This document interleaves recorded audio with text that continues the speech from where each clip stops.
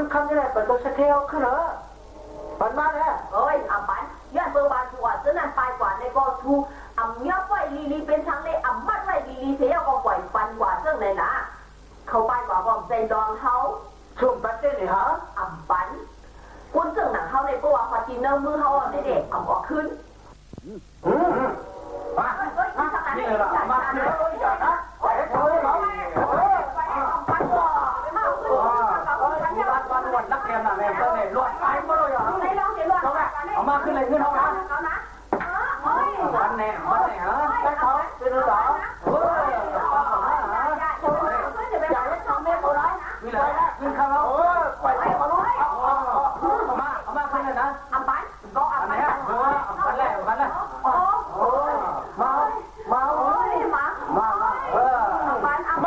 อยากให้ทำแม่เขาวันไหนได้เหรอ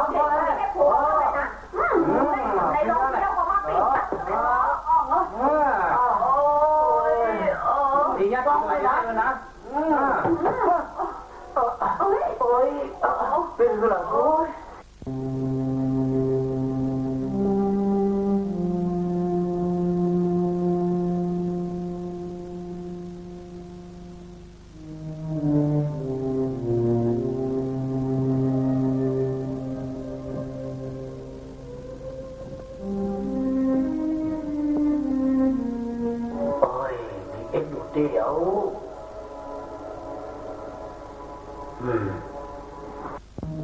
เขาก็ว่าอยู่แล้วอย่าไปสู้เขารถละอินในที่เขาเขาก็ยิ่งลอยๆเพื่อนหาให้เขาอินในโกซีเสียงเนาะอินนั่งประโดมาเมื่อวานนักเรียนเลยฮะที่ลูกผมรักกันอีย้อนปูมือนั่นเย้าต่อไปเลยเปลี่ยนตัวไหนเนี่ยลุกขึ้นมาขึ้นกันเดี๋ยวรู้นายในถังฟันไม่ดีกว่าเลยนะน้าไงเมื่อตอนน้าเขาโอ้ยจริงๆนั่นเย้าเปลี่ยนไทยหลานให้หามาเยี่ยมทำไมให้ไม่รู้ถือสองก้อนหูเนี่ยได้เป็นเจ้าลุงให้คนสมบัติหาคาถึงดินได้ถือสองก้อนเป็นลูกหลานกันต้องไหนได้หาสองใจหรือจะข่าวนายยังตัวคาไปออกเงินล้านลุงทำไหนจะเลยมาต้องหาคาสมบัติหรือเจอเพราะว่าเป็นลูกหลานกันต้องไหนกองห้องหลานเอาคือฟอกเบอร์ขึ้นกว่าให้มันพ้นที่ไหนอ่านค่ะนะค่ะอ่านไปใครผ่านยันดินได้ย่างเดียวได้ลุงให้ค่ะอยู่ดินในก่อนแล้วนะค่ะอ่านไปใครกว่าตั้งนะลุงเขาใครอยู่ที่ไหนเสียดายคนหลานเขาใครอยู่ที่ไหนช่างเป็นช่างหลาที่ไหนมันอยู่ที่ไหนเดี๋ยวในกว่าชูสองก็ต้องไว้เตรียมเลยให้ตัวหลานเขาเรื่องไหนเตรียมเลยให้ช่างมันให้ในกองห้องเบอร์ขึ้นแหละอย่าไปให้อยู่ที่ไหนก็เจออังคณะลุงค่ะใครอยู่ที่ไหนนะลุงก็เพราะว่าเขาใครอยู่ที่ไหนเขาห้องเบอร์ปล่อยมันอยู่ที่ไหนแหละสูสองก้อนไหนใครเจ็บเลยเจ็บตัวแช่ไหนฮะวางเหรออังคาเยอะกว่าสูถอดไม่นะถอดไม่ดีเดี๋ยวในเฮ็ดต้องหนังก้อนสั่งเขาเดี๋ยวในให้ตัวร้านเขาเท่าไหร่ป้องนั่นเด้สูสองก้อนไหนเดี๋ยวตายต้องยกขานายเถาสูอย่าเป็นลมอย่าไปเป็นลมนะต้องไว้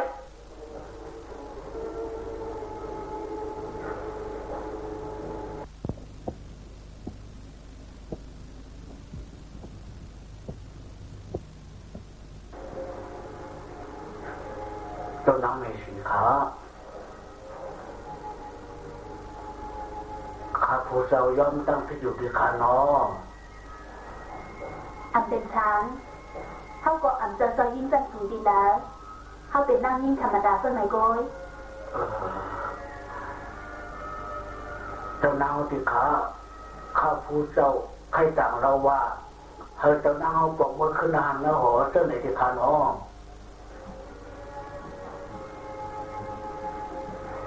มีอยู่บางเสื้อบางนองเข้าติดผ่ายันกว่าที่ในอันไรมีบางเสื้อบางนองอันเข้าติดได้เป้าเจ้านางทำดีเป้าฉันที่ข้าน้องมันอันจะลองอย่าดันต่างก้นต่างก็ กุยกามันเป็นลองอย่าแต่เขาเตะยาวเขาเตะกว่าตั้งเลยอันใดเตะ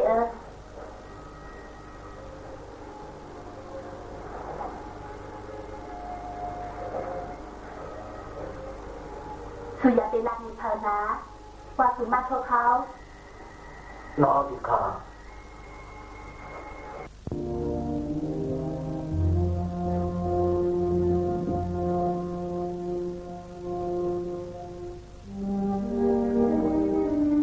โอ้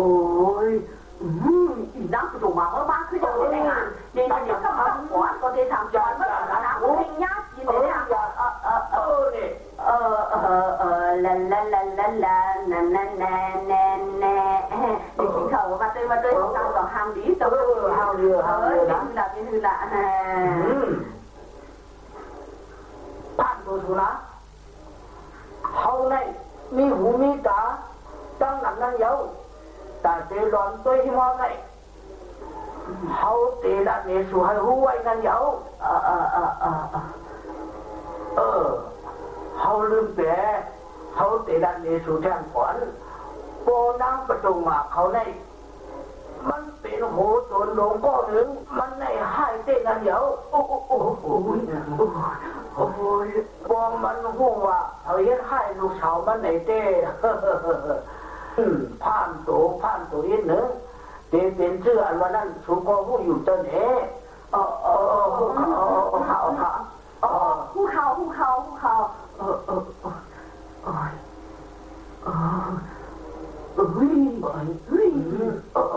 สูเป็นฉันเฮ้ยนี่ก็ได้ยินเน่ปอนังประดุงมาเขาในเป็นหัวโซนโซนในเดี๋ยวไม่ได้มาโอ้ตั้งผมหูเฮ้ย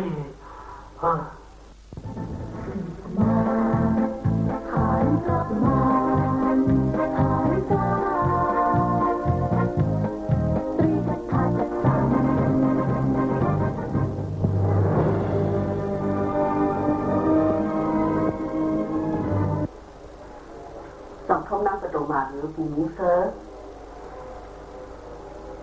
สุยาและดักในเขาว่าสุมาเขานอดีค่ะข้าพุทธเจ้าโทษดีค่ะนอในเดมันเป็นดังที่ข้าพุทธเจ้าเขาป่วยย้อนเพราะว่าโสถึงตีมันจะเป็นตามตั้งที่ภรรยอยู่แล้วตีเป็นที่ในการใช้นั่งประตูมาอำเคยปองมาขึ้นดีวันเมืองเขาเสื่อไหนก้อยลองมันให้กว่าในสังทุอยู่ยาวแล้วเถินคำกินรู้ปู่เสือสุกหาตัวเย่าเนี่ยฮะว่าคือละถ้ามากว่าตัวชีตาก็ยุ่งจะไรดูแล้วลองมาเจ้านางเฮาในอันนี้กินแล้วเถินคำกินอันว่านั้นเฮ็ดจะยุ่งใจไรหนาปู่เสือก็บาเขาป่าหายาที่นั้นนอสิขาข้าพูดเจ้าตึกขือยาอยู่เพราะหมู่พงในเตเตอร์อามาฉักปั่นเจ้านางเฮาเจ้าไหนสิขาเนาะเจ้านางเฮาสิขากินส้มยาวเขาตีปืนอิงกินยาสุกอย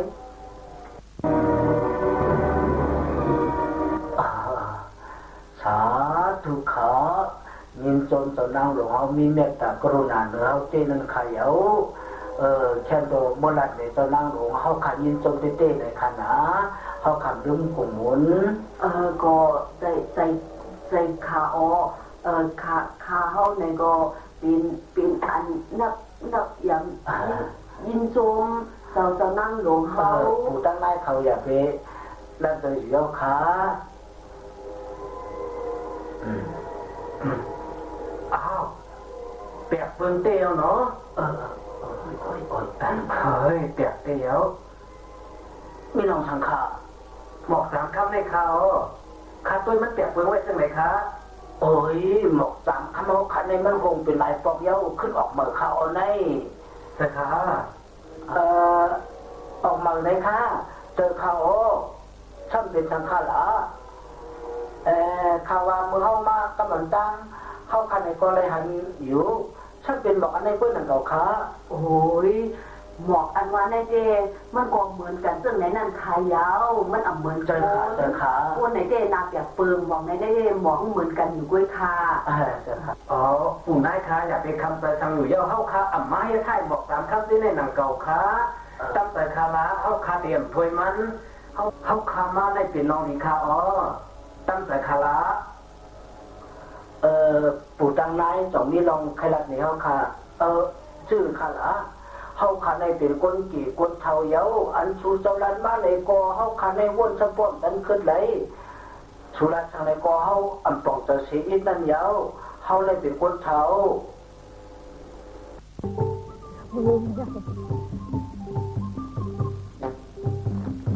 เฮาว่าได้อันในน้องตั้งนั่นเยาผู้สึกหลัง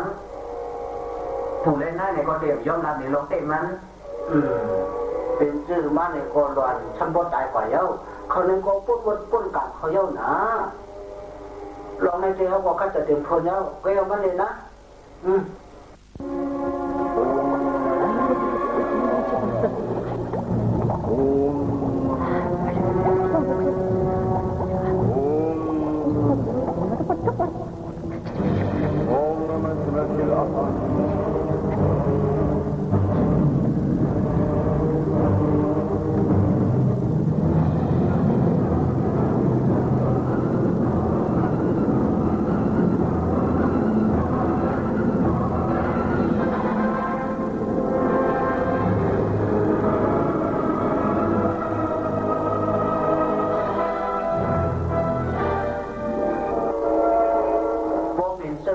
จะเด็กคุณแบบบอกตามคำในมีสองก้อนไว้นั่นเยา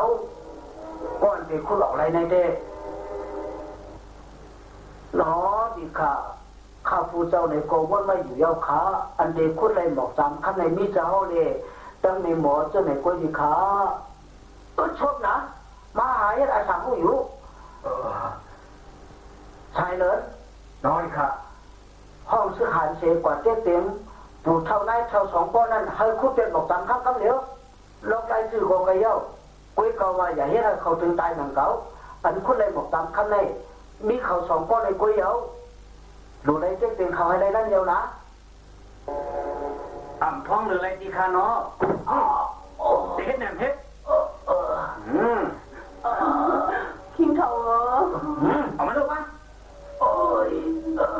นี่เด็ดแหนมเฮ็ดเขาหลายเจ้านะเอาเขาตายตั้งแต่นี้ก่อนนะนะไรโอ้ยคิงเขาปล่อยเท่าไรนะดูแสดงเบิ้งได้นั่นเย้าเป็นสัตว์ได้มั้งเฮียไข่ก้นเท่าเรื่องไหนผมมาเฮียไข่ก้นเท่าอ่ำโมเข่เขียนขึ้นเรื่องไหนพ่อแม่สูอ่ำนี่แหน่เมื่อวันที่เฮียไข่พ่อแม่สูจะให้เรื่องหรือเฮ้ยเขาอ่ำมีพ่อแม่เขาตายแล้วคือหาแค่เลยนะกาเขาอ่ำเฮ็ดลูกมาปล่อยนะอย่าไปเฮ็ดค่ะมาปล่อยแน่ไปเฮ็ดไหนฮะเขาสั่งซื้อขอให้ซื้อมาแหละอย่าไปเฮ็ดทำไมเราให้ไหนฮะไอ้คนแบบนี้ไปกินก็ทำให้เก่งไรที่ซึ่งเขาจะให้ต้นลิ้นติออกว่าต้นแชมพูด้านในเลยก็เขาออกว่าอะไรเขาจะให้ต้นหรือห้างหน้าผีไว้หน้าผีมาหาบุษราให้เตเลยหน้าผีมาแล้ว1 2 3 4โอ้ยปล่อยเขาได้นำเฮ็ดไหนหน้าผีเขาจะให้ต้นหรือกว่าจะถูด้านในเท่าไหร่พอตามคำมาหน้าผีจองเตออกกว่าจ้อยชูผัดยันกว่าตีในเลยนะโอ้ยพี่เขารับก่อนรับตัวไหมมาเจ้าใจสีฟ้าวันไหนก็จ้องไม่ผู้เขียนให้ล้ำลึกในเล่เขาเจ้าจ้องไม่ออกไปอย่างนั้นอันไหนเจอผู้เขียนก็อ่ำเรื่องเช่าเต้ซ้ำใครเห็นให้สู้ต่อคันเจ้าคนตายเขาเจ้าสิพี่น้องไหนก็ปากว่าหนาเต้นหนังรัด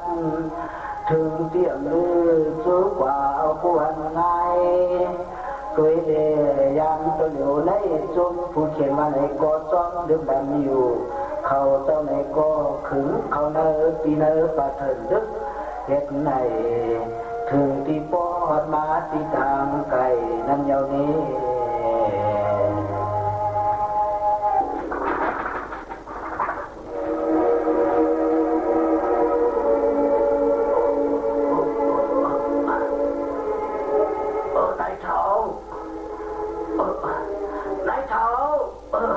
สูเป็นฉลานายเท้าเจ้าสูเป็นสังเหลนายเท้านายเท้าฮะเขาการเดียวนะหลานเขารู้หลานเขามีเหรอออกไปขอเยานายเท้าก็กลัวว่าเขาใครหันปนี้ให้ปู่ตั้งไหนเจ้าหนังไหนเฮ้ยวัดกรรมเฮ้ยเขาในตีซ้อมเฮ็ดให้ถึงตีไรหลานในหาหลานเขาตายกว่าซุปเปอร์มาเป็นตนหมอก3 คำในโกซ้อมมาเฮ็ดให้อยู่โอ้ยสาธุค่ะให้หลานค่ะในกว่าฮอดตีลีติงน้ำให้รถที่สีกำค่ะ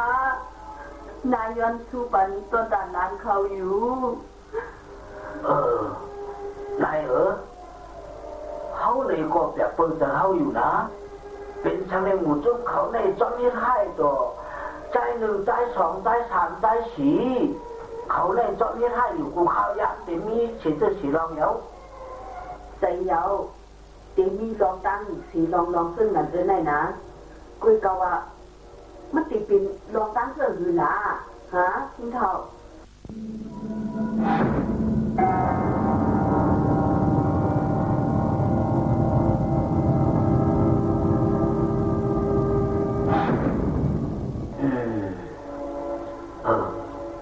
เจ้าเยา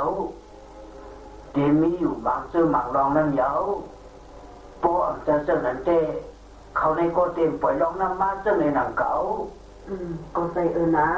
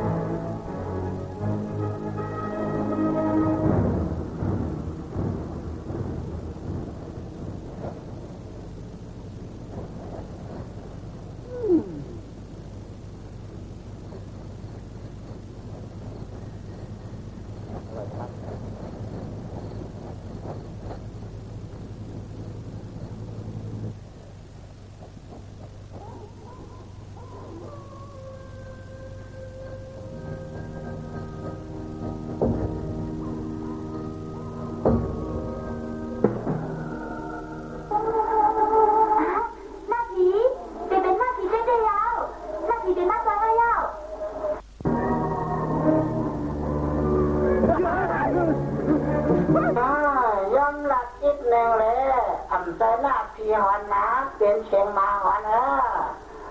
อ๋อไอ้ชายเหลือนเมื่ออ่อนตั้งในเมื่อเป็นก้นดีอยู่ย้ำเดี๋ยวชำมาเย็นเป็นผู้ให้ดูได้ช่างฟันมาอีกหนึ่งหนังเก่าชื่อหาเขากวาดยังไงเฮ้ย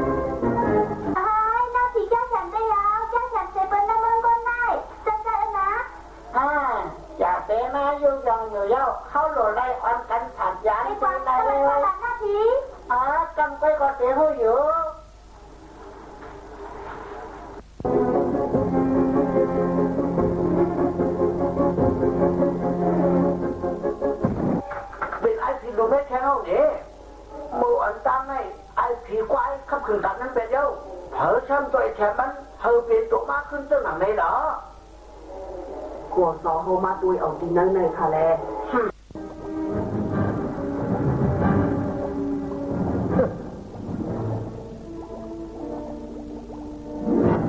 เป็นพลังค่ะเขาก็หันมาหนังชวนนั่นเดี๋ยวเลขาออกว่าซึ่งมันได้คาเด็กกว่ายกตัวมันมาฝันมันเลยพอเป็นเลยหลอกสามขั้นฉีดตัวนั้นกล้วยหนังเก่า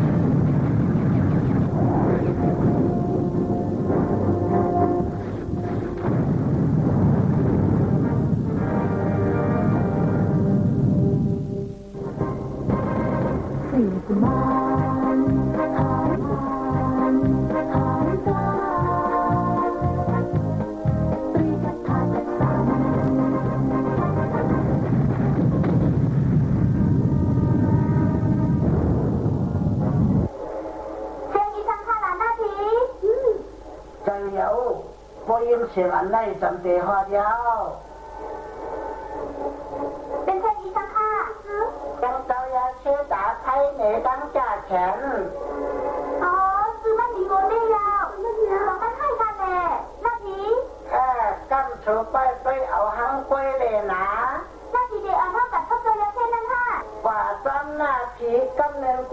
เป็นไรฮู้หน้าที่หยอกแหลมก็โยก็นั่นแล้วหน้าที่มอหลอกเชตาก็มีน้ำใจดีอยู่นะเล่อ่อนกันเต้ยพุ่นเล่เมตั้งใจแข่งอยู่เย้านะต้องไปเต้นค่ะในหน้าที่ก็นั่นแล้วหน้าที่หยอกแหลมก็โยหน้าที่เตะชื่อมอหยอกแดนหล่ะชูอยู่เย็นๆไว้นะตั้มไปเอาหันปุยเดเตะไรหันอยู่ก้อยนะ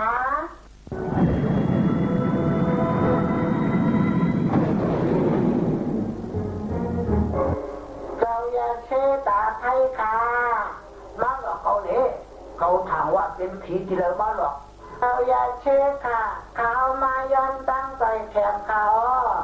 ออกมาเลยยาวใจหนึ่งใจสองใจสามใจสี่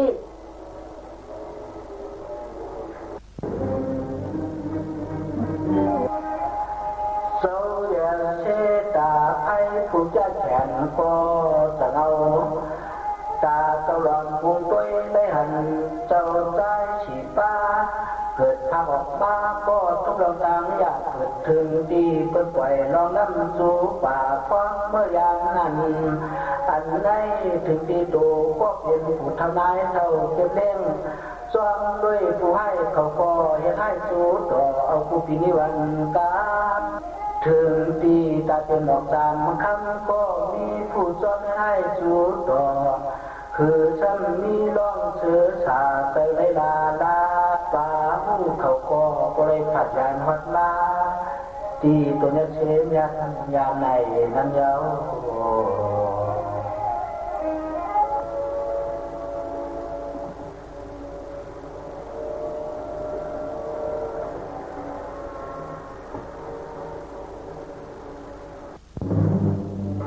เขาได้เป็นคนมีหมุนปุ้ยกว่ากันเองนะ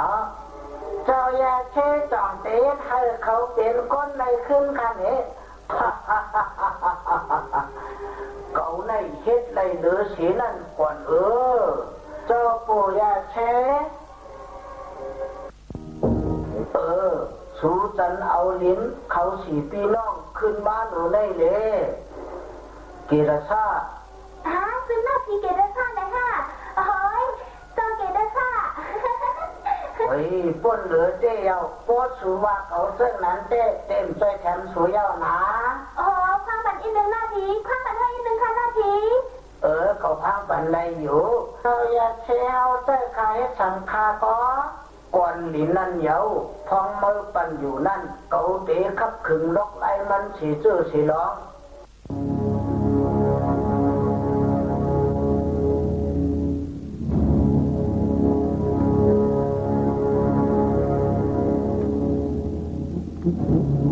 แค่แลบเย้าค่ะเจ้าอย่าเช็ดเอาก้อนดินมานั่นปื้อกว่านั่นเลย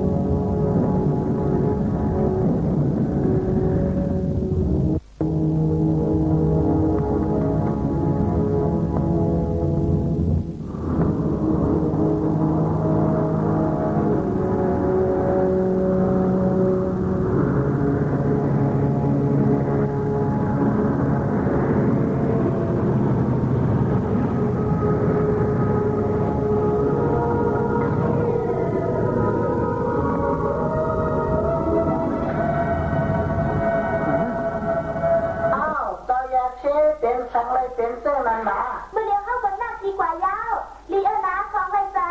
ก็จะทานอับไรจ้าอับแค่เป็นลูกทีก็อับไรจ้าทีโกอย่าปีอวนอ่านโมมีนะเขาขับคือลบไรยังไปเย้าก่อนกำกุยก็กุยเอาเด้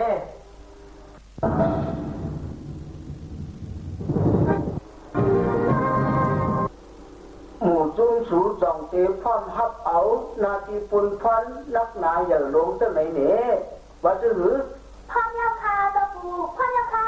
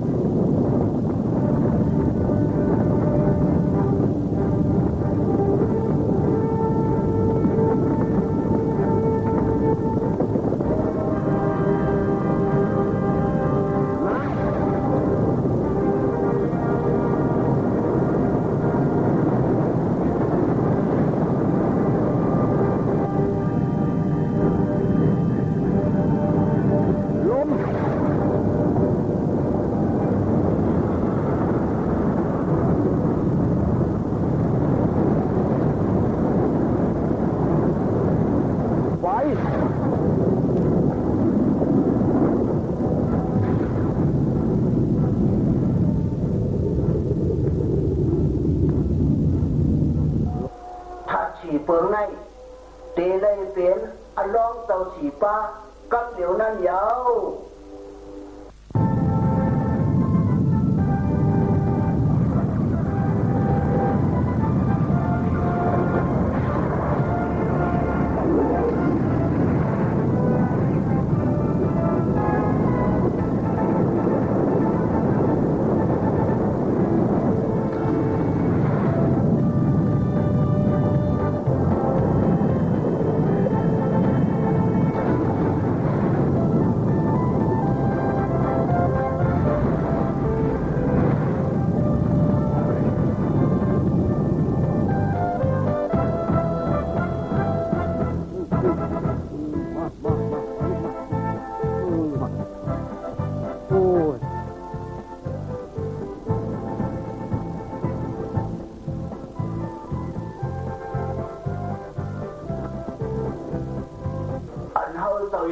สวยแถมสูเป็นคนบ้านในก็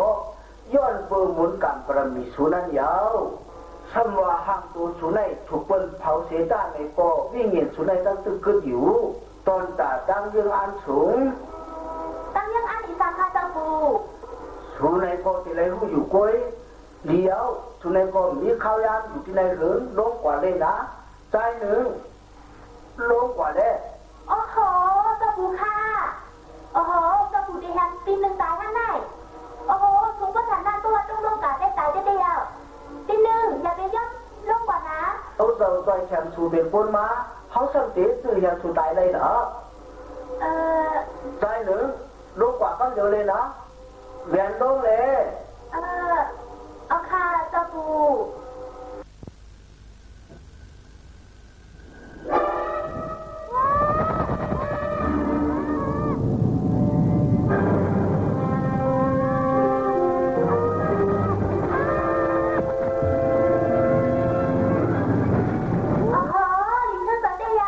ใจหนึ่งใจแร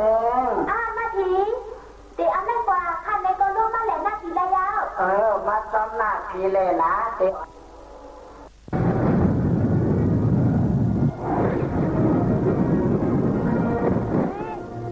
ปีหนึ่งสองมิตรเท่ากันแน่ปีเท่ากันได้นั่นยาวปีล่วงกว่าและเท่าขันบ้านนาทีกว่านะนาทีได้อ่อนปีกว่าเลย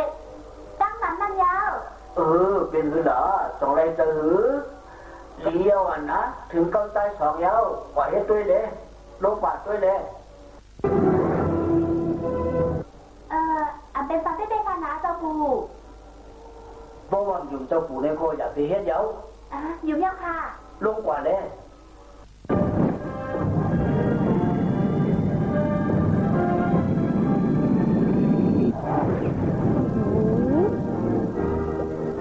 ลูกเหนือนำก่อนเลยดูนาย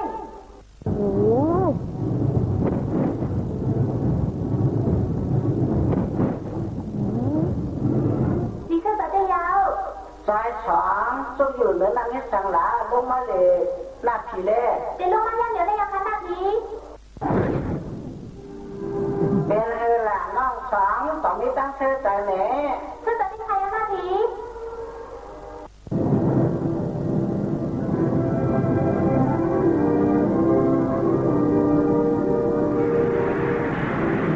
นั่นเป็นเจ้าลักกะโอ้โหข้าในใจได้ใครยังนาทีข้าใครอยู่ที่ไหนก็ยาวใจสองสูในตื้อจึงไม่เต้นนังเก่ารู้ก้อยกาวาสูเรียกการต้องใหญ่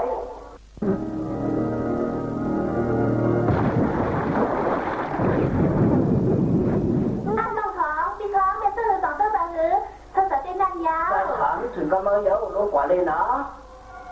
ลงกว่าเลย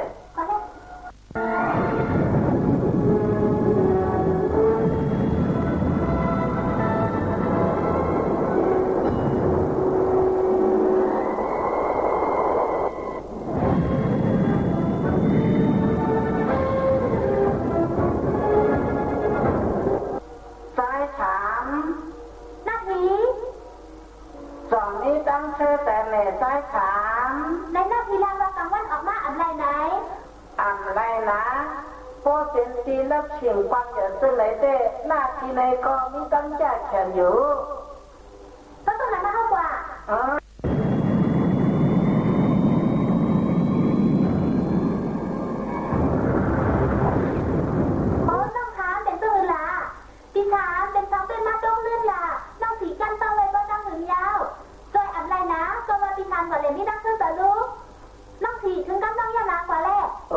ฉีลงกว่าเลยนะถึงกำหลานเหนียว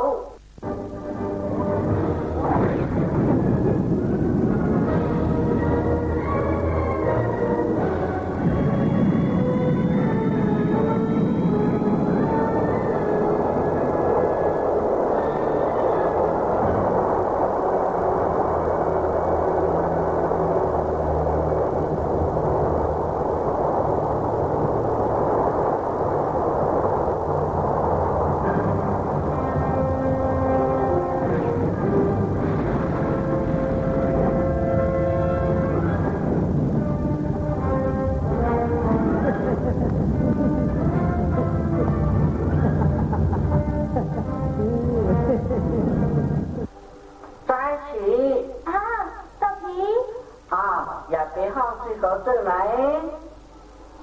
ห้องนาทีบังกอบอะไรอยู่นาที2 ใบหรือไพมึงอะไรในจังไม่หรือสิในก่อนนาที2 อย่างกว่าที่บังอะไรห้องคักกว่าที่นั่น2 เป็นไรกว่าอำไรนะมีคนถูกวดถูกกรรมซึ่งไหนก้อยอันต้องกว่าไรในหน้าที่ไหนก่อนเลยยื่นปืนดัดเหนีก้อยนักเยี่ยมต้นหอเพราะฉะนั้นหน้าที่ห้องคักกว่าที่ไม่เหลือเสียใน2 ไร่ไรก้อยก็ว่าใจฉีจะเลยกว่าก้อยนะหน้าที่จะเลยเปิ้ลไว้ที่ตั้งนอย้อนเปิ้ลว่าที่นั้นมันไม่หนาหน้าที่จะเข้ากับจ้องอำไรมาเข้ากว่า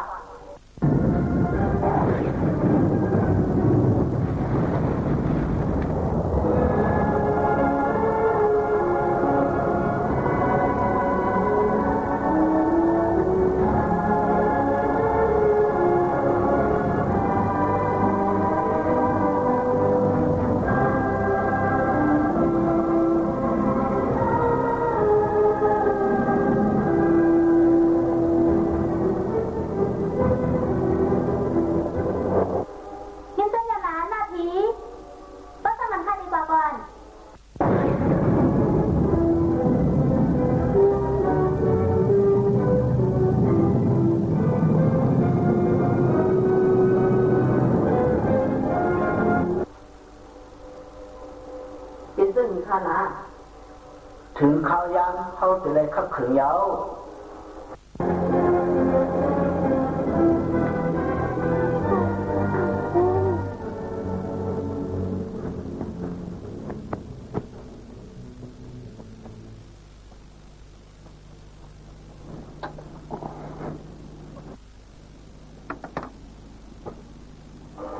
ดีเยาวันนะถึงเขายังหมูจุ้นสุดจะเลยกว่าเยาอีสังขารแม่จะหูได้ดื่มเข้าค่ะตูในก้อนเลยดื่มหนังเก่าซ้อมเลยเราตามันเปลี่ยนมาเยามันเปลี่ยนมาเหมือนหนังวนไว้สูดได้เลยกว่านั้นเยาอ่อนกันปลอกมือขึ้นเลยเยามีอยู่แทงรองเนื้อดูเลยต่างปันซื้อหมาซ้อมเลยถ้าฉีเปลืองนั้นเยาสูดูเลยมีซื้อจับตัวไว้สายหนึ่งก็เพราะว่าเกิดมาในดินเดแต่เลยต่างชื่อห้องว่าปัตตภีต้องไว้นะปัตตภีสาย2ย้อนตัวเกิดมาในน้ำแต่เลยต่างชื่อห้องว่าคงคาคงคาสาย3ชื่อสูแต่เลยห้องว่าวายุย้อนเปื่อว่าเกิดมาซ้อมลมวายุสายสีตีในห้องชื่อว่าแฉงสุรี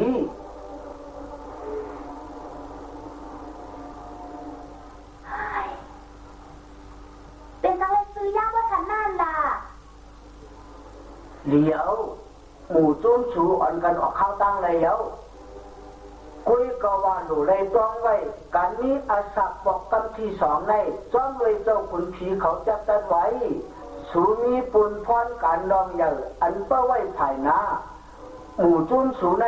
หนูเลยมีเตินแก่นแข็งมันกึ้มหนูเลยมีลองตั้งคัดเจอต้องไว้ความเจ้าปู่สั่งสอนไว้นะค่ะเจ้าปู่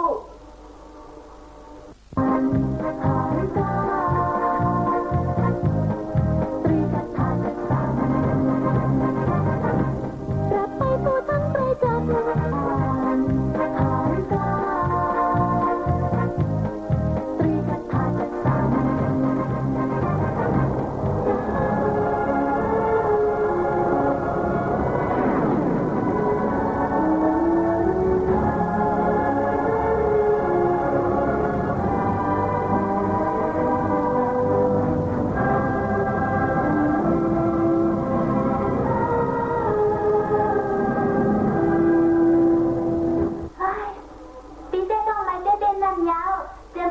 เป็นหมอกตามขั้นเสียวอ่ำไรกินช้างปีหนึ่งอ้อยอ่ำใจปีปัทภีแน่ๆต้องมาอยู่ดัดเสนนั่นยังว่าตายก็ว่าต้องไม่ก็ก่อนอ้าวอีช้างเหรอฮะต้องดีพูดก่อนเฮ้ยเป็นพลังนั่น